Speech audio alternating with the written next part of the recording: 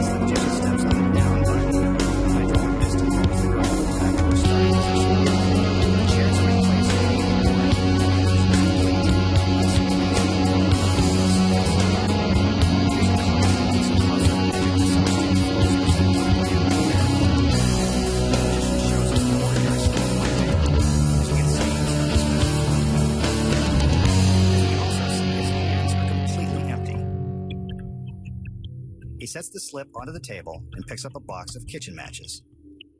He takes a match. Just one. Closes the box before striking, lights it, and then lights a candle.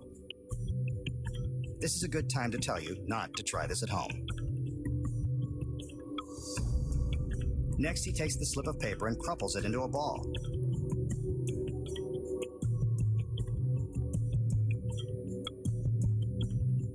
He touches the paper to the flame and, whoa, flares up. But it hasn't burned. He unfolds the paper and it looks different. It's magically transformed into a $100 bill. A little warm, but still cold, hard cash. So how did the magician burn an ordinary piece of paper into a hot 100?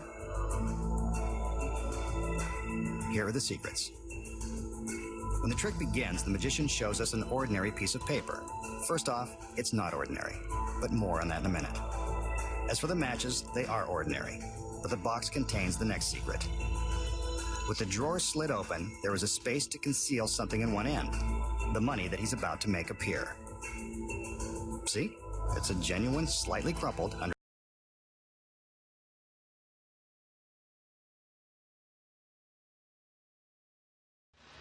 And lives to impale an innocent girl with an iron spike. For this next illusion, the magician will use this giant cylindrical crystal chamber. This looks like something out of either a science lab or science fiction. For now, let's just stick to the facts. The magician opens the door to the chamber so we can see that there is nothing inside, and we can see all the way through. He closes the door and lets us get another look before the magic begins. He does a little bit of conjuring, and suddenly the cylinder starts to fill with smoke. Funny, I didn't think there were any places left where you could smoke inside.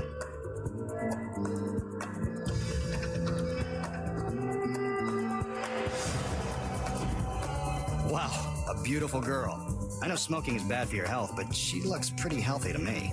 I think I like this trick. Let's get a better look at that chamber. As the smoke clears, we can see that there's still nothing inside and nothing behind. This is one big empty tube.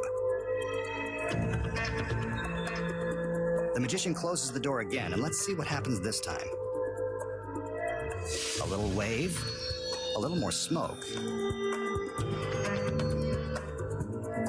Okay, a lot more smoke.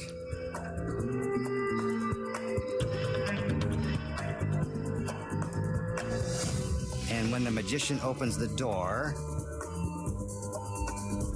presto, another beautiful girl. And there we have another amazing illusion. One magician and two smoking hot girls. So how does the magician produce not one, but two lovely ladies from the smoke-filled crystal cylinder? Here are the secrets. When the illusion begins, the magician shows us that the cylinder is empty. But notice that behind the cylinder are some ladders and a black drape. Whenever there is a black drape behind a large magic prop, you can bet that it's hiding something. From the front, with the black behind the cylinder, it looks like we can see all the way through. But on closer inspection, we can see that the clear chamber conceals a black shade that divides it in half.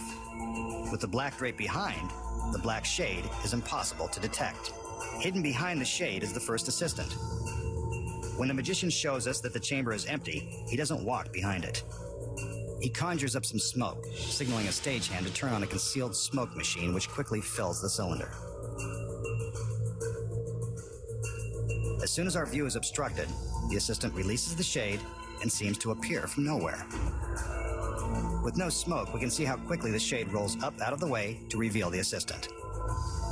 Once she's out of the chamber, the magician is free to walk around back because the cylinder really is empty. But where does the second assistant come from?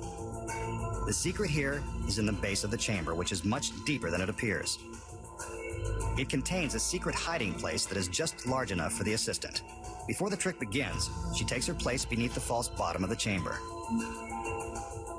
The other assistant must be careful to stand only along the edges of the base to avoid stepping on her. When the chamber is filled with smoke for the second time, the girl in the base climbs out, using the smoke to cover her actions. Here we can see her standing up. Without the smoke, it's much easier to see how she climbs out. All she has to do is step out of the cylinder for a breath of fresh air and join the magician while he gets all of the applause. It was done with smoke, but this time, no mirrors. And those are the secrets. Next, the magician will demonstrate his powers of mental telepathy. One of his lovely assistants will act as a volunteer. He displays a rainbow of colorful crayons and shows them to the girl. Next, he tells her to select a crayon at random as he holds them behind his back. She's not in on the trick, so she chooses of her own free will the green crayon. The magician asks her to return it to him while his back is still turned. Next, he instructs her to concentrate on her crayon, removing all other thoughts from her mind. He intends to use his powers of ESP to read her mind and deduce her color. He reminds her that his back was turned, so he had no way of knowing which crayon she freely selected. No, it wasn't this one. Or this one. But it was this one, wasn't it? Pretty tricky, and it was all using the power of his mind. Or was it? So how does the magician determine which crayon his volunteer chose? Of course, it has nothing to do with ESP. Here are the secrets. When the trick begins, he displays a handful of assorted crayons. They're all ordinary and unprepared. He asks the volunteer to select one at random, and it really is her free choice. She returns the crayon to the magician's hand, and he turns back around, keeping the crayons behind him. This is when the magic takes place. While the crayons are hidden from view, he uses the chosen color to secretly mark his thumbnail, then reunites it with the others. When he gestures with his empty hand, he sneaks a peek at the color on his nail. From his point of view, it's easy to see the chosen color, a green thumb. Then he does a little acting to make it look like he's trying to determine which of the crayons she selected. But he knows which is hers the minute he sees his thumb. It's a trick you can use on your friends, now that you know the secrets. Coming up next, the secrets to the most impossible illusion of all time, as the magician and his assistants come and go through the door to nowhere. Then the magician faces down stainless steel blades and loses his stomach. Plus, something goes horribly wrong when an assistant is impaled on an iron spike. Here's an illusion that would baffle even the most brilliant problem solvers and skeptics in the crowd. It uses this ornate door in a very ornate frame. The magician wants us to get a good look at the door from both sides. As we can see, it sits in the middle of the otherwise empty warehouse. Nothing and no one can be seen anywhere near the door. Also note that this is one continuous camera shot. There are no cuts and no editing tricks of any kind.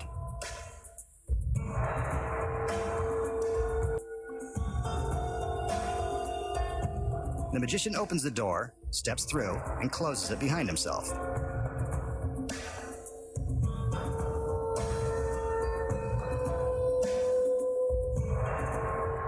The camera travels to the other side, and he's gone. Completely vanished. An impossible trick. Wait, there he is. But we just saw the back side of that door. This is like something out of the Twilight Zone. Let's look back there again. Nothing. He's vanished into thin air. Again. Here's one of his beautiful assistants. Maybe she can help. Wow, that was helpful. Not the magician, but I'll take it. I think I like this magic door. But I want to see where she came from, so let's have another look behind. It's the magician. Was he there all along? Couldn't have been, unless he can turn invisible. He steps back through and we can see that this is the same door, same continuous camera shot, and no tricky editing. I'd want to be on this side with the girls if I were him, too. He opens the door, and two more join the party. Where can I get one of these from my house?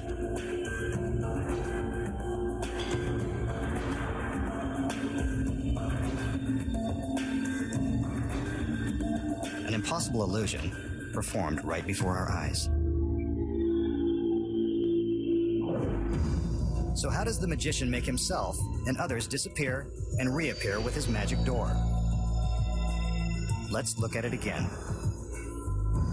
When the trick begins, the magician shows us the door from all sides. As I said, he does this trick in one continuous camera shot.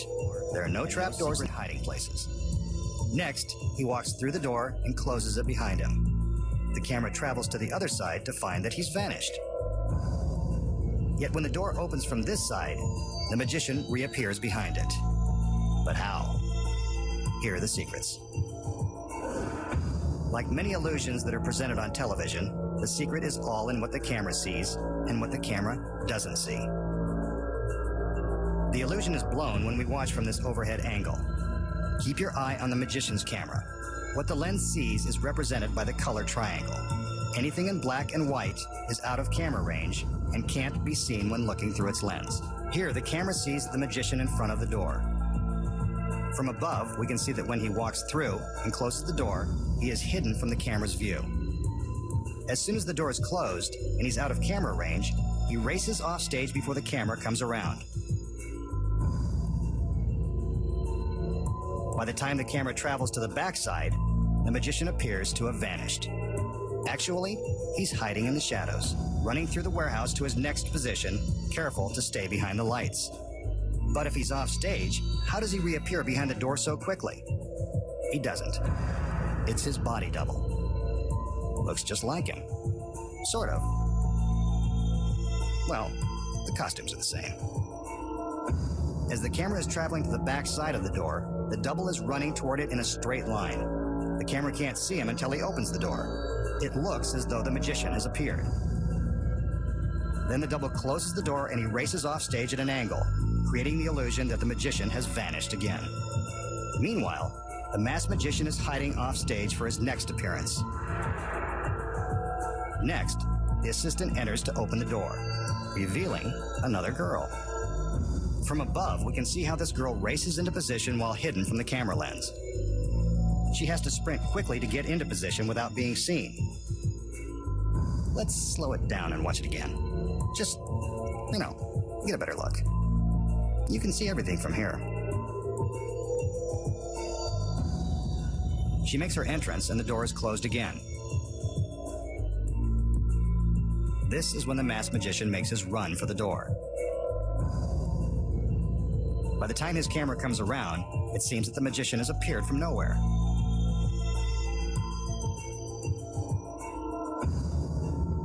He then walks back through the door, closing it for just a moment.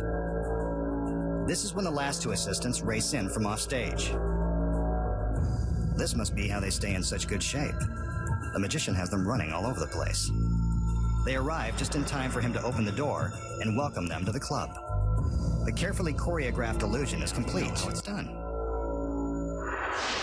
Up next, the magician shows you how his stomach magically disappears after he's sliced in three. And then, a simple balancing act goes bad when a beautiful woman is speared by a spike. Here's an illusion that dates back to the early 1900s. There are photos of Houdini's contemporaries like Howard Thurston performing the original version of this classic trick. The magician shows us an oddly shaped cabinet. He walks around to give us the view from all sides. It looks just large enough to contain a human being.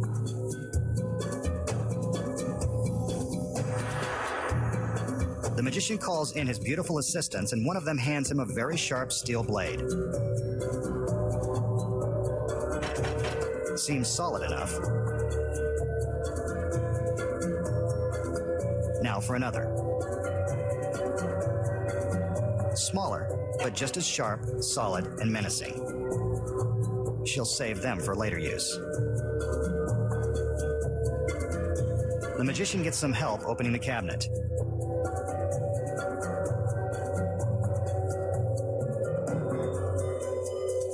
We can pretty much imagine what's going to happen next. Well, there's a switch. Instead of one of the girls, the magician has climbed inside. An assistant secures his neck with a steel strap. Next, a metal bar is lowered and two steel plates secure his legs. They really don't want him to escape. The doors in front of his head are closed, along with the main doors of the cabinet. The assistants now rotate the box so that we can see that the magician has not sneaked out through the back. Next, the girl with the sharp blade slides the smaller one into the cabinet at neck height, separating the magician's head from the rest of his body. There's a painful razor burn. Now for the large blade. She slides it into the box at the magician's waist. After a bit of a struggle. That's one way to reduce your metal. No pain, no gain. We can still see his legs, so we know he hasn't escaped from the cabinet or from serious injury. Yep, there's his head.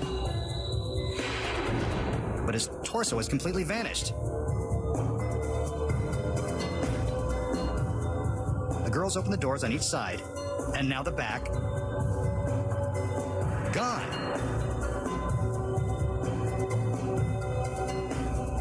His legs are still there. No middle. Then his head. Looks like only part of him got out in time. But where did he go? And is the rest coming back? The doors are closed back up again so we don't have to look at this ghoulish mess. Now the blades are removed. First the big one. Then the one at his neck. She's good at this. The cabinet goes for another spin so we can see that there is nothing tricky going on in the back. Let's look inside. There's his head. And his middle is returned.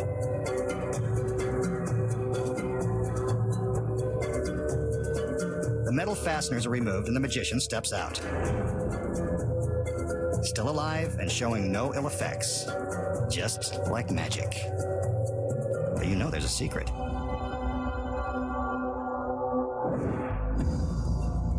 So, how did the magician survive one sharp blade through his neck, one through his gut, and his torso vanishing into the ether? Here are the secrets. First, the magician steps into the cabinet and the doors are closed. Before the first blade is inserted, the magician has already gone to work. Hidden in the top of the cabinet is a phony head, which is flipped down into position. From this view inside the box, you can see the magician reach up to release the fake head. From the front, it looks convincing. When the assistant is sliding the blade through what we think is the magician's neck, it's simply passing just beneath this false head. Next, we see the girl slide the large blade through the magician's waist. Hidden inside the box is a secret seat that is attached to the back of the cabinet and painted black so it can't be seen from the front. When the doors are closed, the magician sits down on this seat and bends forward, allowing the blade to safely pass just above him. From this angle, we can see that the blade never touches the magician. From the front, it appears as though he's still standing in place because his legs never move. The next secret is that the area is masked by sections of fake pant legs. He flips these into place to disguise the empty space and make it appear as though we are seeing his legs as though he were still standing. Here is the action with the cabinet doors open. The magician sits down on the concealed seat, flips in the fake legs, flips down the fake head, and bends forward to make room for the large blade. The girls reveal the head and then open the doors to show that his body has mysteriously vanished. In order to make it look like the magician is reassembled, the assistant first removes the blades, allowing room for him to sit up, hide the fake legs, flip the phony head back into its compartment, and stand up in preparation for his appearance. An updated version of a classic illusion, and now you know how it's done. Coming up next, the magician's gorgeous assistant gets skewered by an iron spike. Here's a trick street magicians have used on national television to fool millions of viewers. The magician shows us an empty plastic water bottle and a cell phone. But there's no time to take a call, not when there's magic to perform. He taps the top of the bottle to prove that it's solid and that there's no way for the phone to fit through the mouth. He taps the bottom, then presto! The cell phone has penetrated the solid bottle and is now inside. And it looks like it's staying there. Hope nobody calls. So, how does the magician take an ordinary plastic water bottle and magically make his cell phone wind up inside? Here are the secrets. First off, The bottle has been prepared with a long slit along one side that's large enough for the phone. The magician used scissors to cut the slit before the trick began.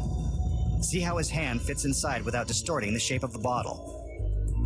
He starts the trick by using his phone to tap the bottle to prove that it's solid and to convince us it hasn't been tampered with. Then, he quickly rams the phone through the slit in the side. Just that simple. Here it is in slow motion as he pushes the phone through the cut opening. Once the phone is inside, the audience never notices the slit. There's another street magic trick that won't fool us again. The magician will now attempt an incredibly dangerous balancing act in hopes of avoiding disastrous results. He begins by showing off this arrangement of antique iron spikes. These are the same spikes found protecting medieval castles, haunted mansions, and Gothic cemeteries. They're all very sharp and very lethal. In the days of the knights, these spikes were used to impale dangerous lawbreakers and reviled enemies. Tonight, he'll use them to perform a perilous illusion. With the help of this she looks pretty dangerous too.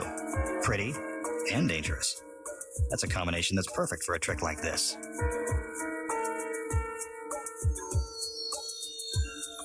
He calls in the help of 2 male assistants in the event this girl is too much for one masked man to handle. As he puts her into a deep trance, the men lift her onto the tallest spike, balancing her precariously on its iron tip.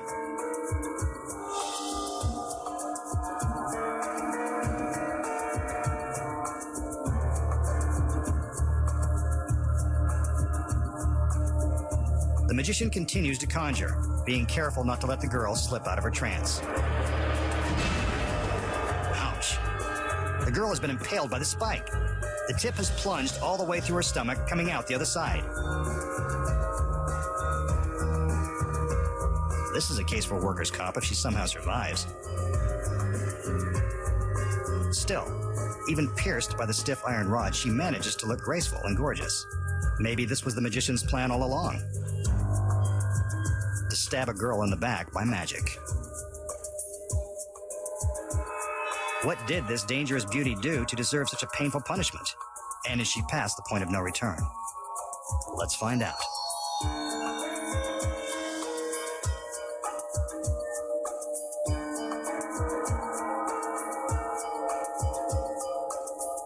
The men help lift her off the spike as she awakens from her trance. Finally, the girl slept through it and came out unharmed. And look at that. She doesn't even hold a grudge.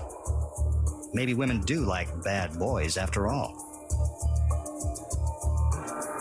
But just because she survived looking as incredible as before doesn't mean you should try anything like this at home. After all, this was just an illusion, and they know the secrets. We just saw the masked magician place his stunning assistant on the point of an iron spike and impale her. So how did he do it? Here are the secrets. When the illusion begins, the magician displays the collection of imposing-looking iron spikes. The spikes appear to be deadly sharp and quite dangerous. But on closer inspection, we can see that the pointy iron tips are actually made of foam rubber. They look lethal, but they're really quite harmless. They're as soft and pliable as a bath sponge or a toy bow and arrow set. The center spike contains some bigger secrets. When the assistant is placed on the spike, it appears that the spike goes right through her beautiful body. But if you look closely, you can see that the tip of this spike retracts into the shaft. When the assistant is placed on top, the point simply sinks down inside the spike, which is really a sturdy hollow pipe. Beneath her costume, the assistant is wearing a special harness that has a socket that fits over the end of the phony spike. Without her fancy dress on, we see how easy it is to make the magic happen. When the men lift her, the magician guides the socket to the top of the spike. From this angle, we can see the moment the tip retracts and the harness attaches to the pipe. While the steel pipe and harness support her back, the girl must use her tremendous abdominal strength to keep her shoulders and legs up. This is the result of hours in the gym. Next, when the magician makes his magical gesture, the girl appears to be impaled by the spike. But how? Hidden inside the spike is a spring-loaded piston which retracts into itself. This lowers the assistant down, creating the illusion that the spike is being driven into her. See? She's actually just going for a ride as the piston slides the pipe down over itself. There is a release cable that runs from offstage to the base of the spike. Offstage, a stagehand controls the action. The girl is loaded onto the fake spike, and the stagehand waits for his cue. The magician motions, the stagehand pulls the cable, releases the piston, and the spike lowers the girl. If you look closely, you can even see the cable as it's pulled. We're so busy watching the girl being impaled that we don't even notice. But if the girl and the spike are lowered at the same time, how does the tip of the spike appear to puncture her stomach? The assistant has a duplicate spike tip that attaches to a magnet on the front of her harness. See? It's just strapped on. Her careful timing when placing the tip creates the illusion that the duplicate tip is actually being driven through her. As she's being positioned on the pipe, the girl removes the extra tip from a secret pocket in her costume and conceals it in her hand. Notice that she keeps her hands directly above her abdomen until the tip appears to puncture her. This is to hide the fact that she's securing the tip to the magnet. Once the piston lowers and the tip is attached, all she has to do is let her arms fall and reveal the tip. The illusion that she is impaled is very convincing. But how does the spike appear to be its original height once the girl is lifted off? It's a hydraulic lift inside the pipe. It works like a dentist chair, raising the spike back up.